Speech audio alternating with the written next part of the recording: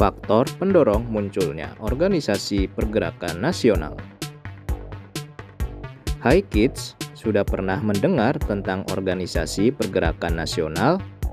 Organisasi pergerakan nasional merupakan bagian dari sejarah kemerdekaan Indonesia.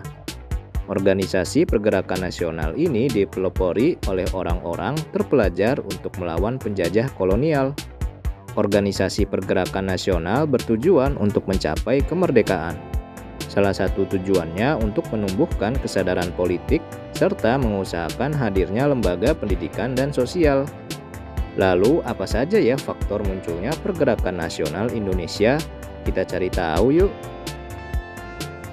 Faktor pendorong munculnya organisasi pergerakan nasional. Berdasarkan situs Kementerian Pendidikan dan Kebudayaan atau Kemendikbud, ada dua faktor munculnya pergerakan nasional di Indonesia. Faktor eksternal. Faktor eksternal merupakan penyebab yang berasal dari luar bangsa Indonesia. 1. Adanya kemenangan Jepang atas Rusia pada 1905 yang menyadarkan dan membangkitkan bangsa-bangsa Asia untuk melawan bangsa Barat. 2. Timbulnya paham-paham baru di Eropa dan Amerika yang masuk ke Indonesia. Contohnya nasionalisme, demokrasi, liberalisme, dan sosialisme. 3. Munculnya gerakan Turki Muda atau All Indian National Congress 1885 dan Gandhisme. 4. Kebangkitan nasional di Asia dan Afrika. Sebelum kita lanjut videonya, jangan lupa klik tombol subscribe dan tombol loncengnya ya. Faktor internal. Faktor internal merupakan penyebab yang berasal dari bangsa Indonesia. 1. Penderitaan rakyat yang berkepanjangan akibat penjajahan. 2. Lahirnya kaum-kaum intelektual atau terpelajar yang menjadi pemimpin pergerakan. 3. Adanya diskriminasi rasial. 4. Kenangan kejayaan masa lalu seperti zaman Kerajaan Sriwijaya dan Majapahit. Nah, itulah beberapa faktor pendorong munculnya organisasi pergerakan nasional di Indonesia. Yuk kita cari tahu sikap penjaga keutuhan NKRI.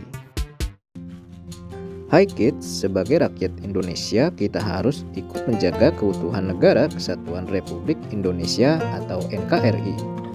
Negara Kesatuan Republik Indonesia atau NKRI merupakan negara yang berbentuk kesatuan dengan bentuk pemerintahan republik yang bernama Indonesia.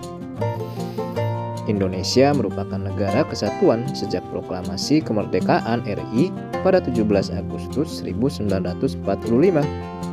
Pancasila merupakan pedoman untuk menjaga keutuhan NKRI dan menciptakan rasa cinta tanah air.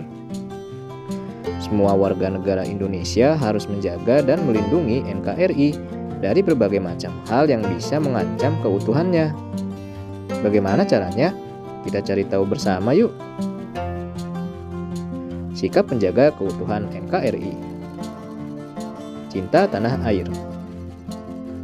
Cinta tanah air merupakan sikap berbakti kepada negara dan bersedia berkorban membela negara. Cinta tanah air menjadi sikap penghargaan tertinggi terhadap keragaman di Indonesia. Sikap cinta tanah air bisa kita wujudkan melalui berbagai cara. Salah satunya menjaga keamanan wilayah negara dari ancaman dalam dan luar negeri.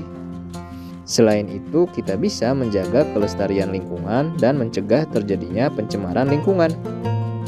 Sebelum kita lanjut videonya, jangan lupa klik tombol subscribe dan tombol loncengnya ya. Membina persatuan dan kesatuan. Salah satu sikap untuk menjaga keutuhan NKRI dengan membina persatuan dan kesatuan dimanapun kita berada. Tahukah kids, semboyan Bhinneka Tunggal Ika mencerminkan persatuan dan kesatuan bangsa Indonesia. Walaupun kita berbeda-beda, tapi kita tetap satu. Untuk membangun kesatuan bangsa, kita harus membina persatuan dan kesatuan. Rela berkorban. Rela berkorban merupakan salah satu sikap terpuji yang dilakukan oleh seseorang tanpa memandang timbal balik. Rela berkorban juga diartikan sebagai keikhlasan dan kesediaan memberikan sesuatu yang dimiliki untuk orang lain maupun bangsa dan negara. mengutamakan kepentingan bangsa, termasuk sikap rela berkorban untuk menjaga keutuhan NKRI. Nah, itulah sikap yang bisa kita lakukan untuk menjaga NKRI. Sampai di sini dulu ya videonya. Jangan lupa like, komen, subscribe, dan share ke teman-teman lainnya ya kids. Bye-bye!